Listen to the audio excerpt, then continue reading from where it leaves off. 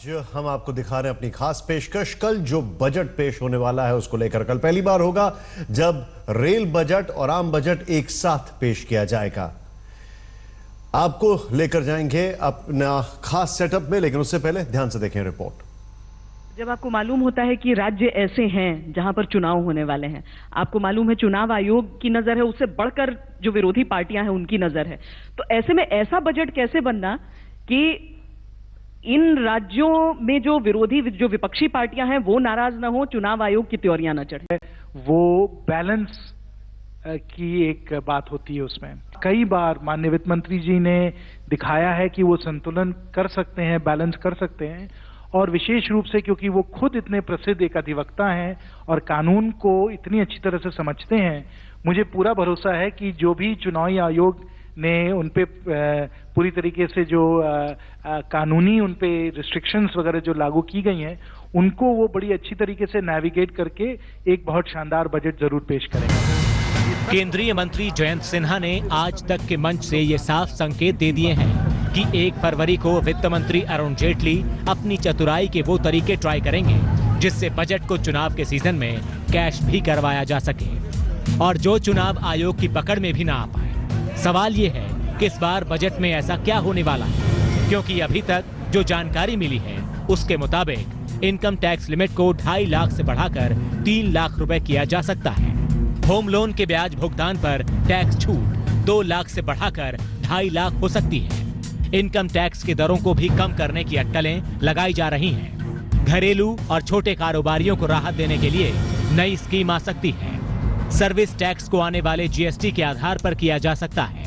Sir ये मुझे बताइए, बजट आ रहा है 2 दिन में, एक प्रपोजल है कि सर्विस टैक्स और वैट जो है खास करके एसएमईज पर, उसे या तो कुछ ना कुछ कम किया जाए, क्योंकि सर मैं तो चाहता हूं कि इनकम टैक्स कम किया जाए, लेकिन जो एसएमई है वो चाहता है सर्विस टैक्स और वैट कम किया जाए। क्या हम उम्मीद कर सकते हैं कि इस बजट में कुछ ना कुछ सहूलत आप देंगे एसएमई के लिए, खास करके सर्विस टैक्स और वैट? देखिए, इस संबंध में सुझाव जो आए थे, ये भी सुझाव आए थे जो अभी आपने बताया, सुझाव आए थे, सुझाव वित्त मंत्री जी को भेज दिया गया है, इस पर चर्चा भी हुई है, विचार कर रहे हैं। मुझे लगता है कि इस दिशा में निश्चित रूप से सकारात्मक स्वरूप होना चाहिए, यानी हम ब्रेकिंग न्यूज दे सकते हैं कि मंत्री जी कह रहे हैं कि एसएमई को कुछ ना कुछ सहूलत मिलना चाहिए, मिलेगी। लेकिन बड़ा सवाल यह है कि क्या इस बार बजट उस जनता का मुंह मीठा करने वाला होगा जिसका टेस्ट नोटबंदी के 50 दिन में बहुत खराब हो गया था, क्योंकि सरकार की चुनौती सिर्फ यही नहीं है। नोटबंदी से आई आर्थिक सुस्ती को सरकार भी मान रही है। अर्थव्यवस्था को रफ्तार में बनाए रखना बड़ी चुनौती है। अंतर्राष्ट्रीय स्तर पर माहौल बदल रहा है, उधर कच्चे तेल के दाम भी बढ़ रहे हैं। आर्थिक स्थिति पर विपक्ष भी हमलावर है और इधर 5 राज्यों के चुनाव भी हैं। इसलिए बजट से पहले आज कांग्रेस ने पूर्व पीएम मनमोहन सिंह को मोर्चे पर उतार दिया। Indian economy is not in good shape is now obvious. Even the International Monetary Fund has projected that the growth rate of India in this current fiscal year will not be 7.6%, but less than that 6.6%. 5 राज्यों के चुनाव के बीच budget को विपक्ष अपने राजनीतिक नफा नुकसान के तौर पर देख रहा है। आज ऑल पार्टी मीटिंग में सदन चलाने पर सभी ने बात की, लेकिन विपक्ष के तेवर से साफ है कि वो इस मुद्दे को ठंडा नहीं होने देगा। ममता बनर्जी की पार्टी ने बजट सत्र के पहले 2 दिन का बॉयकॉट कर दिया है, लेकिन सरकार इससे बेचैन नहीं दिख रही है। उसे नोटबंदी के बाद फिलहाल चुनाव की चिंता ज्यादा है।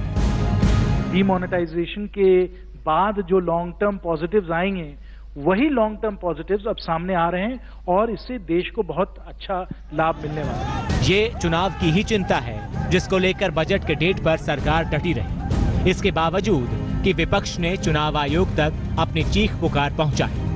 बजट का एक पार्ट तो 31 दिसंबर को प्रधानमंत्री नरेंद्र मोदी नोटबंदी पर जनता को अपनी थैंक यू स्पीच में पढ़ गए। अब दूसरे पार्ट में वित्त मंत्री अरुण जेटली की बारी है।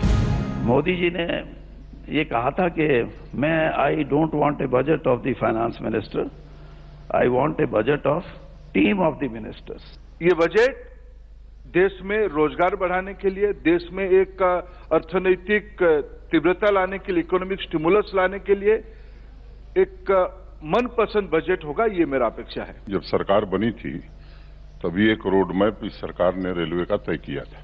उससे हट करके कुछ रेल बजट नहीं होगा। जिस रास्ते पर हम आगे बढ़े थे उसी को और आगे ले करके जाना। यहाँ पर अगले 1 महीने में वोट पड़ेंगे, जिसमें से सबसे बड़ी चुनौती उत्तर प्रदेश की है, जहाँ से ये तय होगा कि साल 2019 की राजनीति प्रधानमंत्री नरेंद्र मोदी के लिए और उनके राजनीतिक विरोधियों के लिए भी कितनी मुश्किल या कितनी आसान होने वाली है। आज तक ब्यूरो।